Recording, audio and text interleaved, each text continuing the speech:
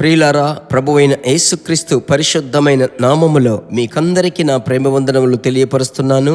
ప్రత్యేకముగా Jesus meets YouTube family, GPS Robinson ఫేస్బుక్లో కూడుకొని ఉన్న కుటుంబములన్నిటికీ నా శుభములు తెలియపరచడం మాత్రమే కాదు, మిమ్మలను తలంచినప్పుడెల్లా నేను మీ కొరకు ప్రార్థిస్తున్నాను. మిమ్ముని బట్టి ప్రభువును స్తుతిస్తున్నాను. ఈ దినాలు కృపా దినములు.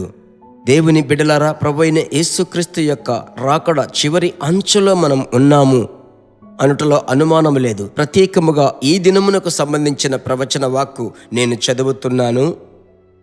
అపోస్తుల కార్యములు పౌలు కొరింథీలకు రాసిన పత్రిక 1 కొరింథీ 14:1. ప్రేమ కలిగి ఉండుటకు ప్రయాసపడుడి, ఆత్మ సంబంధమైన వరములతో ఆసక్తితో అపేక్షించుడి, విశేషముగా మీరు ప్రవచన వరమును అపేక్షించుడి. ఇందులో నేను మీకు చెప్పాలని ప్రేరేపింపబడే మాట ప్రత్యేకముగా ప్రవచన వరమును అపేక్షించుడి. ప్రతి ఆశీర్వాదమును మనము అడగాలి అని ప్రభువు చెప్పాడు. అడుగుడి, అప్పుడు మీకు ఇవ్వబడును. నా నామమున మీరు నన్నేమి అడిగినను నేను మీకు చేతును. ఇదే ప్రభు మనకిచ్చిన వాగ్దానం. ఎప్పుడు అడుగుతామంటే ఏదైతే మనకిష్టమో అదే మనం అడుగుతాము. లోకమునకు సంబంధించిన కార్యాలు అడుగుతున్నాం, నిజమే. ఆత్మ సంబంధమైన ఆశీర్వాదములు అడుగుతున్నాము, నిజమే. అయితే ఈరోజు ప్రభువు మీతో మాట్లాడుతున్నాడు. ప్రత్యేకముగా ప్రవచన వరమును కోరుకోండి.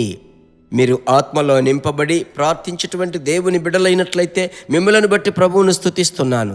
అయితే ఒకటి మీకు అర్థం అవ్వాలి, ఈ ఆత్మ వరమైన అన్య భాషలోనే ప్రవచన వరములు మాత్రమే కాదు, 9 వరములు ఇందులో దాగి ఉన్నాయి. అన్య భాష అనున్నది ఆత్మీయ వరము యొక్క దారి అయ్యున్నది, మార్గమయ్యున్నది, ప్రవేశమయ్యున్నది. అది ఒక దారి అయ్యున్నది. మీరు కేవలం అన్య భాషే మాట్లాడుతున్నారు, ఏ ఆత్మీయ వరము పని చేయలేదంటే మీరు ప్రవేశించలేదు, ఆ గేట్లోనే ఉంటున్నారు. అలాగైతే ఈ అన్య భాష వరము ఎందుకు ఇవ్వబడింది? ఆత్మీయ వరములలోనికి వెళ్ళాలి. ప్రత్యేకముగా ప్రభు ఈరోజు చెప్పుతున్నాడు, ప్రవచన వరమును కోరుకోండి. అలాగైతే అన్య భాష మాట్లాడేటప్పుడు నాకు ప్రవచన వరము దయచేయమని అడగండి, ప్రభు ఇస్తాడు. అప్పుడు ప్రవచన వరం పనిచేస్తే సాతానుడు వచ్చేటప్పుడు గుర్తులు కనిపెట్టగలరు. కొన్నిసార్లు సాతాను వచ్చాడనుకోండి, వాణ్ణి ఎదిరించడానికి దేవుడు మార్గాన్ని చూపిస్తాడు.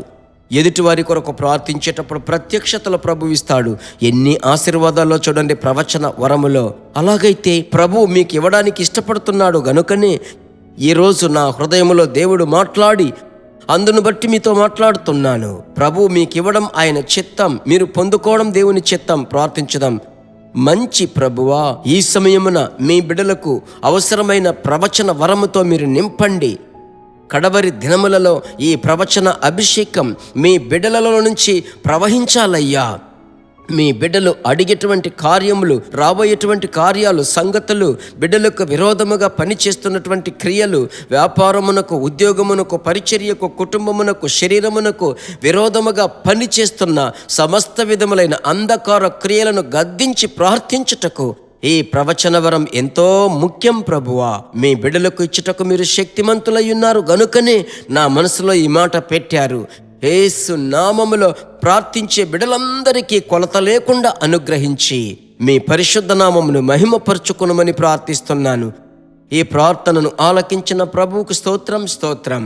యేసు నామములో తండ్రి, ఆమెన్.